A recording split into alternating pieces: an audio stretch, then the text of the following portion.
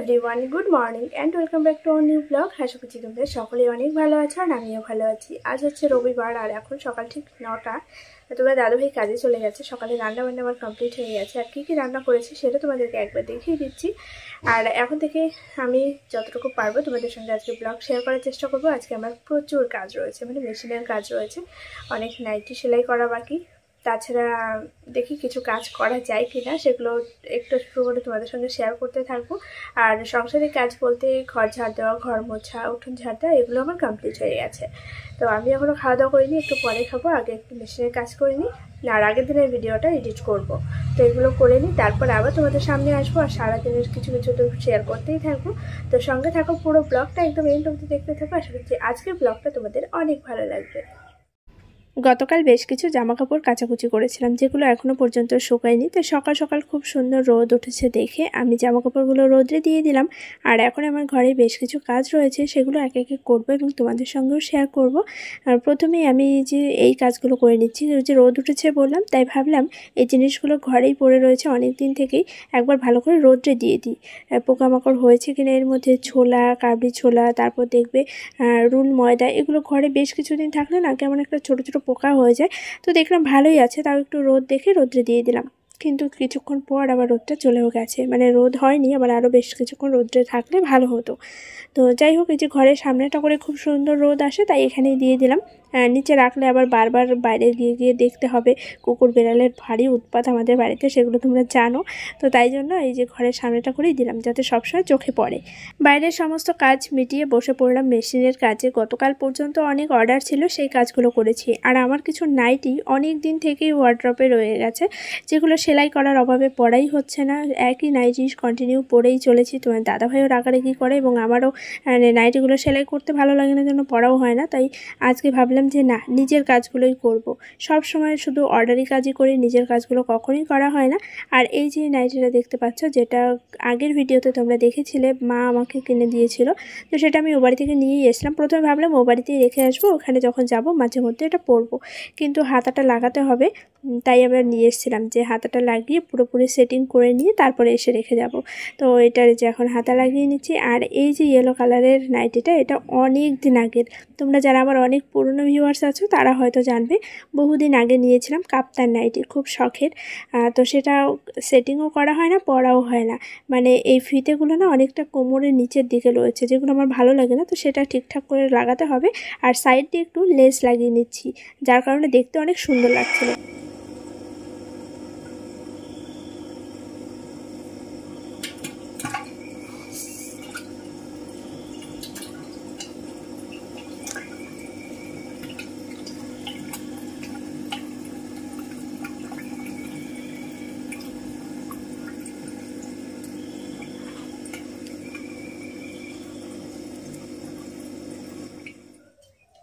Machine থেকে উঠে আসলাম, ওই ঘরের সমস্ত কিছু বন্ধ করে দিয়ে তারপরে এই ঘরে আসলাম। ওই ঘরে অনেকটা গরম, দুপুরবেলা তো থাকাই যায় না। এই ঘরে তাও বা নদীর পাড় থেকে একটু হাওয়া আসে, সেই জন্য থাকা যায়। কিন্তু টিনের ঘর মানে দুপুরবেলা অনেক বেশি গরম থাকে, সেটা তোমরা সবাই জানবে কম বেশি। আর মাছের খাবারটাও দিয়ে আসলাম। এখন আমি খাওয়া দাওয়া করবো, 11টা বেজে গেছে, অনেক খিদে পেয়ে গেছে, খাওয়া দাওয়া করবো। তো একটা নাইটি আমি কমপ্লিট করলাম। এই যে নাইটিটা, যেটা তোমরা আগের দিন আমাকে পরতে রেখেছিলে, ওই বাড়িতে আমি যখন গেছিলাম, আমি ওই বাড়িতে গেছি, তখন মায়েটা আমাকে বের করে দিল, মানে আমাকে আগে পরে কোনো কিছু জানায়নি। একটা দাদা আর কি পাড়ায় এরকম জামা কাপড় সেল করে, তার কাছ থেকে এটা মায়ের পছন্দ হয়েছে, রেখে দিয়েছে। মা বাবা দুজনে মিলেই আর কি এটা রেখে দিয়েছে পছন্দ করে। এবার আমাকে প্রথমে বলেনি, বললে আমি একটু রাগারাগি করবো। কারণ এরকম আগে পরে অনেক সময় জামা কাপড় দিতে চায়, যেমন ধরো পুজো, জামাই ষষ্ঠী, তো এরকম অকেশনগুলিতে আমাকে জামা কাপড় দিতে চায়। আমি কোনো সময় নিতে চাই না, তাও মাঝে মধ্যে জোর করে দেয়। দেখো, আগে ছোটবেলায় বুঝতাম না, জানতাম না, সেই ব্যাপারটা আলাদা ছিল। তখন এত কিছু বুঝতাম না, যেটা প্রয়োজন মানে লাগবেই, যেখান থেকে পারো দাও, এরকম একটা আবদার ছিল, জেদ ছিল। এখন যেহেতু নিজের সংসার জীবনে রয়েছি, বয়সের সঙ্গে সঙ্গে সবটা পরিবর্তন হয়, এখন অনেক কিছু বুঝতে শিখেছি। আর তাছাড়া আমাদের মানে আর্থিক অবস্থাটা তোমরা অনেকেই কম বেশি জেনে থাকবে। তো সেই জন্য বাবার এখন এরকম একটা পরিস্থিতি, আর তার মধ্যে দিয়ে খুব কেনাকাটা, এগুলো আমি একদমই পছন্দ করছি না। মায়ের ওপরেও অনেক টাকারই করলাম। তাদেরও ইচ্ছা হয়, বাবা মা কখনো কিছু দিতে পারে না, যখন যেটা মনে চায় দিতে পারে না। তো একটা কিনেই ফেলেছে, ওই জন্য আমি আর সেভাবে কিছু বললাম না। তো তো যাই হোক, আগের দিন এটা পরেছিলাম, হাতা লাগানো ছিল না, কোনো কিছুই ছিল না, জাস্ট ওনাদের সামনে একটু পরেছিলাম ওনাদের যাতে ভালো লাগে। তো আমি বাড়িতে নিয়ে এসেছিলাম যে সেলাই করবো জন্য। এই যে আজকে ঘাড়ের এটা কেটে সুন্দর করে হাতাটা লাগিয়ে নিলাম। আর এই যে সামনে এসব কিছু ছিল না, এবার দুই সাইডে না পুরো প্লেন ছিল, মানে সামনেটাও যেরকম পেছনটাও সেরকম ছিল, পুরো এরকম ছিল প্লেন। এবার ভালো লাগছিল না, মনে হচ্ছিল যেন সামনেটা একটু আলাদা হলে ভালো হয়। নিচটা ছিল অনেকটা লম্বা, সেখান থেকে কাপড় কেটে অনেকটা বাদ দিতে হয়েছে। তো তারপরে সেটুকু দিয়ে এই যে আমি লটকানের মতো একটা বানিয়ে নিয়েছি, যাতে পরলে বোঝাতো এটা সামনেটা, এই আর কি। তো কেমন হয়েছে অবশ্যই কমেন্ট করে জানিয়ে এই নাইটিটা। আর আরেকটা নাইটি যেটা সেলাই করতে বসেছিলাম ইয়েলো কালারে, ওটা অনেক দিন আগে, না অনেক দিন, 1-1.5 বছর হয়ে গেছে মনে হয়, এখন আমি পরতেই পারলাম না। তো ওটা আমি সাইড দিয়ে একটু লেস লাগিয়ে নিলাম, দেখতে অনেক বেশি ভালো লাগবে, সাদা কালারে, তোমরা দেখলে লেস ছিল আমার কাছে। তো সেই লেসটা আমি লাগিয়ে দিয়েছি, কিন্তু সামনেটা পুরোপুরি রেডি করা হয়নি, ওটা রেডি হোক পরে তোমাদেরকে দেখাবো। এটা আপাতত রেডি করলাম। চলো খাওয়া দাওয়া করে নিই, তারপরে স্নান করব, অনেক কাজ রয়েছে, সেই কাজগুলো আগে কমপ্লিট করে নিই। তোমাদেরকে দেখিয়ে দিই সকাল সকাল কী রান্নাবান্না করলাম। এই যে এখানে আলু বটবটি দিয়ে ভাজা করেছি কালো জিরে ফোড়নে দিয়ে, আর এইদিকে আছে লাউ দিয়ে মসুরির ডাল। এদিকে ভাতটা ঠান্ডা হওয়ার জন্য থালায় বেড়ে দিয়েছি। আর এখানে হচ্ছে ছোলা সেদ্ধ। ঘুম থেকে উঠেই দেখলাম খুব সুন্দর রোদ উঠে গেছে, তাই এগুলি ঘর থেকে বের করে আমি আবার এই পাতার মধ্যে করে রোদে দিয়েছিলাম। আমার এই ঘরের সামনেটা করে খুব সুন্দর রোদ আসে। আর এই যে কাঁঠালের বীজগুলো, যেগুলো আগে মা কাঁঠাল পাঠিয়েছিল, বের করে আমি ভালো করে ধুয়ে রোদে দিয়েছিলাম। কিছুটা শুকিয়েছে, আর একটু শুকোতে হবে রোদে। আর এখানে রয়েছে এই যে কাবলি ছোলা, কিন্তু এখন আর রোদ নেই, জানো তো। এখানে রয়েছে ছোলা, অনেকদিন ঘরে ছিল, ভাবলাম একটু রোদ্রে দিই, এখন আর রোদ নেই, মেঘলা মেঘলা ওয়েদার হয়ে গেছে।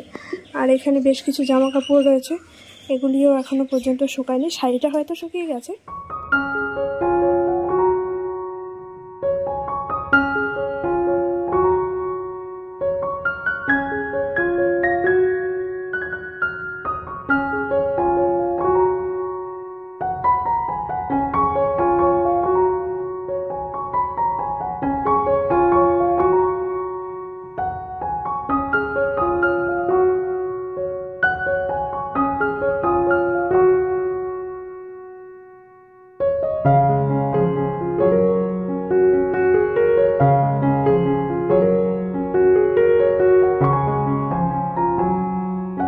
খাওয়া দাওয়া কমপ্লিট হয়ে গেছে, থালা বাসন মেজে রান্নাঘরের সমস্ত কাজ মিটিয়ে চলে আসলাম ঘরে। এখন আমি বসলাম তোমাদের কমেন্টে রিপ্লাই করতে।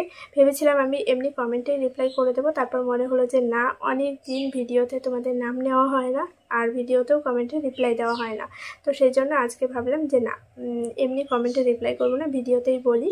আর কদিন বাড়িতে কি ছিল না ছিল সেটা তোমরা জানোই, সেজন্য আর সময় হয়ে ওঠেনি। তো ফার্স্টেই আমি বলছি একটা কমেন্ট, যেটা আমার আগের ভিডিওতে যতগুলো কমেন্ট এসেছে আমি সেই কমেন্টগুলোরই জাস্ট রিপ্লাই করছি। হ্যাপি উইথ অন্বেষা, যে আমাকে ফার্স্ট কমেন্ট করেছে, তো থ্যাংক ইউ সো মাচ বোন, এইভাবে আমার সবসময় পাশে থেকো। তারপর আছে বেবি শেখ, আমার নামটা নেবেন, তো আপনার নামটা কিন্তু নিয়েই নিয়েছি আমি। আমিনা খাতুন, যে আমাকে প্রত্যেক দিন অনেক ভালো ভালো কমেন্ট করে, এবং তোমাদের এত ভালো ভালো কমেন্ট পেয়ে না আমার ভিডিও করার এনার্জি আরও অনেক বেড়ে যায়। তো গতকালকেও একটা কমেন্ট করেছে, যেটা সবসময় নিজের মতো ভালো থাকার চেষ্টা করবে।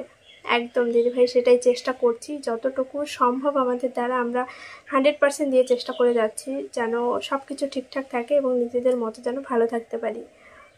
তারপরে অনেকেই আছে লাভ রিয়াক্ট দিয়েছো, তাদেরকেও আমাদের পক্ষ থেকে অনেক অনেক ভালোবাসা, তোমরা সবসময় এইভাবে পাশে থেকো।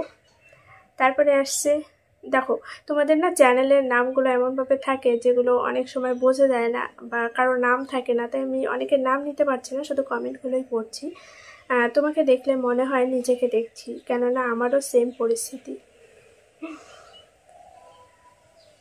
এর কি রিপ্লাই করবো আমি জানি না, তো থ্যাংক ইউ সো মাচ, আমার পাশে থেকো সবসময়।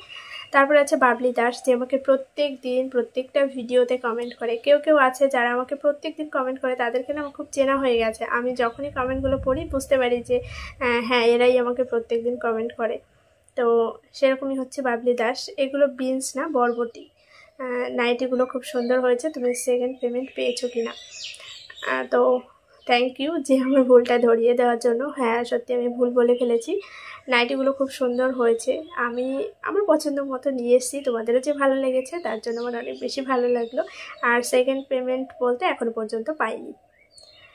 তারপরে হচ্ছে সরজিৎ সঙ্গীতা সরকার, যে আমাকে প্রত্যেক দিন কমেন্ট করে, আমার ভীষণ ভালো লাগে তোমাদের কমেন্টগুলো, জানো তো। তো সব দিক থেকে তোমাকে আমার খুব ভালো লাগে, খুব সুন্দর হয়েছে নাইটিগুলো, থ্যাংক ইউ দিদিভাই। আচ্ছা তারপর আসি আরও একটা কমেন্ট করেছে বাপ্পা, যারা রং কমেন্ট করছে তাদের একদম পাত্তা দিও না, ভালো থেকো বোন। তো থ্যাংক ইউ, সবসময় তোমরাও আমার এইভাবে পাশে থেকো। তারপরে আসছি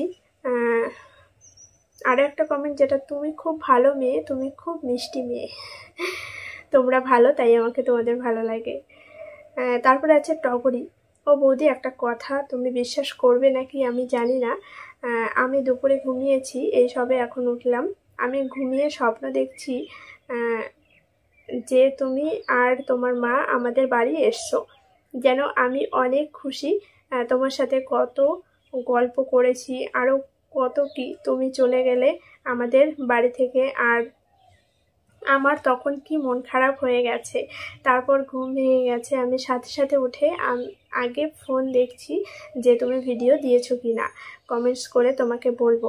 এখন দেখি হ্যাঁ ভিডিও দিয়েছো, আর সাথে সাথে কমেন্টস করলাম লাভ ইউ বৌদি, ভালো থেকো, আর পারলে একটু রিপ্লাই দিও।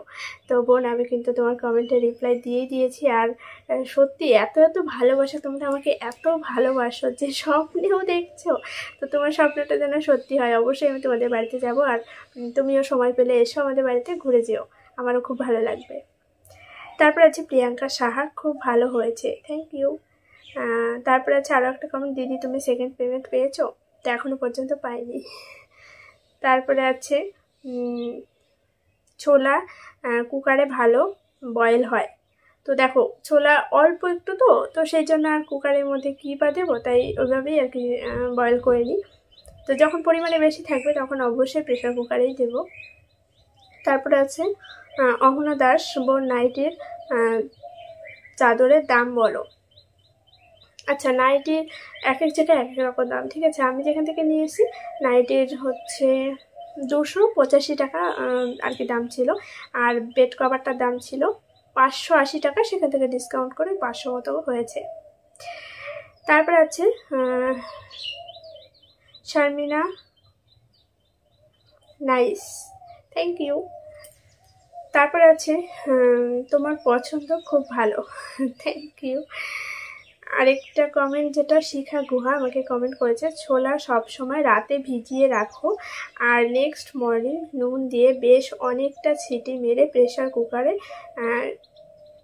করবে, তাহলে খেতে খুব ভালো হয় আর গ্যাসও সেভ হবে। আর হ্যাঁ দুটো নাইটি খুব সুন্দর হয়েছে। তো থ্যাংক ইউ দিদিভাই এতটা সুন্দর করে আমাকে বোঝানোর জন্য। আর কি বলতো, ওই যে বললাম প্রথমে ছোলাগুলো অল্প থাকে, তো ওই জন্য আর প্রেশার কুকারে দেওয়া হয় না, তো যখন পরিমাণে বেশি থাকবে দেব। তারপর হচ্ছে তুমি খুব ভালো অপু, থ্যাংক ইউ। তোমরা সবসময় আমার এভাবে পাশে থেকো, সত্যি তোমাদের এত ভালো ভালো কমেন্ট পেলে না মনটা খুব ভালো হয়ে যায়। আর আমি সারাদিন বাড়িতে একা থাকি, তো সারাক্ষণ ভিডিও আপলোড দেওয়ার সঙ্গে সঙ্গে না এরকম ফোন নিয়ে বসে থাকি, কখন তোমরা ভালো ভালো কমেন্ট করবে আর আমি তোমাদের কমেন্টে রিপ্লাই করবো। তো সবসময় হয়ে ওঠে না, কিন্তু চেষ্টা করি প্রত্যেকটা কমেন্টে রিপ্লাই করার। কদিন ব্যস্ত ছিলাম, কমেন্টের রিপ্লাইগুলো একদমই করা হয়নি, এখন থেকে রেগুলার কমেন্টে রিপ্লাই করবো। ভিডিওতে যদি পারি তো বলে দেবো, আর না হলে কমেন্টে রিপ্লাই করে দেবো। আচ্ছা তারপরে আরেকটা কমেন্ট, আমি রানটা, আমি বুঝতে পারলাম না তোমার নামটা কি রানটা নাকি লিখতে গিয়ে ভুল হয়ে গেছে, আমি এরকম নাম কখনো শুনিনি, তো যাই হোক আমার নামটা বলো। বাংলাদেশ থেকে তোমার ভিডিও সব সময় দেখি, তোমার সব ভিডিও আমার খুব ভালো লাগে। নাইটিগুলোর প্রাইস কত জানাবে। প্রথমে বললাম নাইটিগুলোর প্রাইস ছিল 285 করে, আর মানে এক একটা 285। আর সবসময় আমার পাশে থেকো, তোমরা এত দূর দূর থেকে আমার ভিডিও দেখো, সত্যি আমার খুব ভালো লাগে যে বাংলাদেশ থেকেও আমার কেউ ভিডিও দেখে। আর বাংলাদেশে আমার মামা বাড়ি আছে, জানো তো, আমার মায়ের আর কি সবাই বাংলাদেশেই রয়েছে। এই দেশে শুধু আমার দাদু এসেছিলো, মানে মায়ের বাবা মা এই দাদুরাই শুধু এখানে এসেছিলো, আর আমার মায়ের কাকা পিসিরা সব বাংলাদেশে। এখনও আমাদের যোগাযোগ আছে, মামারা মাঝে মধ্যে আসে, আর ফোনে সবসময় কথাবার্তা হয়। আমার তো ভীষণ ইচ্ছা আমি বাংলাদেশ যাব, তো যদি কখনো যাই অবশ্যই তোমাদের সঙ্গে আশা করি দেখা হবে। আচ্ছা, তারপরে আছে সাহিল মাইতি, যে আমাকে প্রত্যেক দিন খুব সুন্দর সুন্দর কমেন্ট করে। আমার এই কমেন্টগুলো পেলে মনটা জাস্ট ভরে যায়। আজকেও একটা কমেন্ট করেছে, আমার একটা প্রশ্ন হলো, কাঁঠাল আর দুধ বেশি সুন্দর, না ফ্রকটা বেশি সুন্দর, না কি আমাদের অপর্ণা বেশি সুন্দর? তো জানি না, যারা তোমরা আমাকে ভালোবাসো তাদের চোখে সবই সুন্দর। তো আমরাও তোমাদেরকে ভীষণ ভালোবাসি, এবং আমার মনে হয় যে আমি এখন এই ইউটিউবের জন্য বেঁচে আছি, জানো তো। আমি যে পরিস্থিতির মধ্যে রয়েছি, আমার তার মধ্যে 50% মেন্টালি সাপোর্ট এই ভিডিও আর তোমাদের এই কমেন্ট। তো সবসময় তোমরা আমার পাশে থেকো, আমাকে এভাবেই উৎসাহ দিও, যাতে আমি আগামী দিনে আরও ভালো ভালো ভিডিও তোমাদেরকে দিতে পারি এবং এভাবে হাসি খুশিভাবে সবসময় থাকতে পারি। আর এত কিছুর মধ্যেও আমি যে কমেন্টটা নিয়ে কথা বলতেই চাই না, তাও তোমাদেরকে বলে রাখি, জাস্ট একটুখানি বলবো, কোনো কমেন্টের রিপ্লাই নয়। আচ্ছা, কেউ কেউ আছে একটু অন্য টাইপের কমেন্ট করেছো, তো সরি, আমি সেই কমেন্টের রিপ্লাইগুলো করতে পারলাম না। আর একটাই রিকোয়েস্ট থাকলো, আমার ভিডিওতে তোমরা অন্য কাউকে নিয়ে কোনো কমেন্ট করো না। আমাকে নিয়ে যদি নেগেটিভ কমেন্ট করার থাকে সেগুলো করো, বাট কাউকে নিয়ে কোনো কমেন্ট করো না, আর কারোর সঙ্গে কম্পেয়ার করে কোনো কথা বলো না, সেটা মনে ভীষণ আঘাত লাগে। আর তার থেকেও বড় কথা, তোমাদেরকে আমি একটা মানে প্রশ্ন জিজ্ঞাসা করছি, যেটা তোমরা আমাকে এই ভিডিওতে কমেন্ট করো, তাহলে আমি বুঝতে পারবো যে ভুলটা আমি ছিলাম না সে ছিল। আমার একটা অদ্ভুত রকমের কমেন্ট আসে গতকালকের ভিডিওতে, যেটা তোমরা হয়তো কেউ কেউ দেখেছো এবং কেউ কেউ রিপ্লাইও করেছো, তবুও আমার সেই কমেন্টটা মানে ব্লক করে দিতে হয়েছে তাকে আমার, কারণ আমার একটুও ভালো লাগেনি। এবং সে একটা না, বারবার কমেন্ট করেই যাচ্ছিল। প্রথমে একটা কমেন্ট করেছে, আমি কিচ্ছু বলিনি, যে ঠিক আছে থাক, আমি কোনো রিপ্লাই করবো না, তোমরা রিপ্লাই করে দিচ্ছিলে, সেজন্য আমি আর কিচ্ছু বলিনি। কিন্তু পরে দেখলাম ওই ব্যক্তি বারবার কমেন্ট করছে, সেই জন্য আমার মনে হলো যে না, এনাকে এভাবে রাখাটা ঠিক না, আমি তাকে ব্লক করে দিয়েছি। এবার বলি, আমার গতকালকের ভিডিওতে কি ছিল যাতে মানে খারাপ লেগেছে তার, আর আমার টাইটেল থাম্বনেলে কি বাজে কথা আছে, বা আমি কাকে ইঙ্গিত করে বলতে পারি, বা আমি কার মানে উদ্দেশ্য করে বলেছি, তোমাদের কি মনে হয়? আমার ব্যক্তিগত লাইফ আমি এখানে শেয়ার করছি। আমার এখনকার ভিডিওতে তোমরা কি কোনো নেগেটিভ কিছু পাও বলো তো? আমি যখন যেভাবে কাটাচ্ছি, আমার ব্যক্তিগত লাইফে আমি আগে যেমন ছিলাম এখন কেমন আছি, সেই জিনিসগুলো আমি তোমাদের সঙ্গে শেয়ার করছি। আমার তো মনে হয় না এখানে আমি কাউকে উদ্দেশ্য করে বা কাউকে জড়িয়ে কথা বলেছি। আর আমার ভিডিওর টাইটেলে কি তোমাদের সবারই খুব খারাপ লেগেছে বা খুব বাজে কিছু মনে হয়েছে যে আমি কাউকে ইঙ্গিত করে বলেছি? তাহলে তো আমরা বললাম টাইটেল চেঞ্জ করে দেবো, বা কি বলবো, আমার জানি না, আমার তো কিছু মনে হলো না। আমি তোমাদেরকে কি শেয়ার করেছি আর সেই অনুযায়ী আমি কথাটা লিখেছি। আর সেটা তো সবার ক্ষেত্রেই হতে পারে, তাই না বলো? যে আজকে এমন পরিস্থিতি, কালকে সেটা নাও থাকতে পারে, সবাই পরিস্থিতির শিকার হয়ে চেঞ্জ হয়ে যায়। আমি তো জাস্ট সেটাই বলতে চেয়েছি। এটা তোমার ক্ষেত্রেও হতে পারে, আমার ক্ষেত্রেও হতে পারে। আমি আজকে ভালো আছি, কালকে আরও খারাপ হতে পারি, বা কালকে খারাপ ছিলাম, আজকে আরও ভালো হতে পারি। সেটা সবার ক্ষেত্রেই, পরিস্থিতিতে মানুষ চেঞ্জ হয়ে যায়। তো তোমরাই কমেন্ট করে জানিও যে আমার কোথায় ভুলটা ছিল। আর তার থেকেও বড় কথা, বাবার বাড়িতে সব মেয়েরাই না বিয়ের আগে রাজকন্যা হয়ে থাকে, তার জন্য বিশাল অট্টালিকা থাকতে হয় না, বা বিশাল মানে অর্থ সম্পত্তি থাকতে হয় না। সেখানে যতটুকু যাই থাকে বাবার, মেয়েরা কিন্তু রাজকন্যা হয়ে থাকে। বাবা মা কখনো সেই মেয়ের অভাব বুঝতে দেয় না। তো আমার বাবার বাড়িতে যেটুকুই ছিল, আমি সেখানে রাজকন্যা হিসাবেই ছিলাম। আর আজও বাবার বাড়িতে গেলে সেই জায়গাটুকুই আমার রয়েছে। তো আমি জাস্ট এটুকুই তোমাদের সঙ্গে শেয়ার করেছিলাম যে আগে আমি এমন ছিলাম, এখন আমি এমন হয়ে গেছি। আমি নিজের থেকে এতটা চেঞ্জ হয়েছি, আমাকে কেউ চেঞ্জ করেও নি বা কিছুই না। আমার বর্তমান পরিস্থিতি অনুযায়ী আমি চেঞ্জ হয়েছি। আমি তো জাস্ট সেটুকুই বলেছি।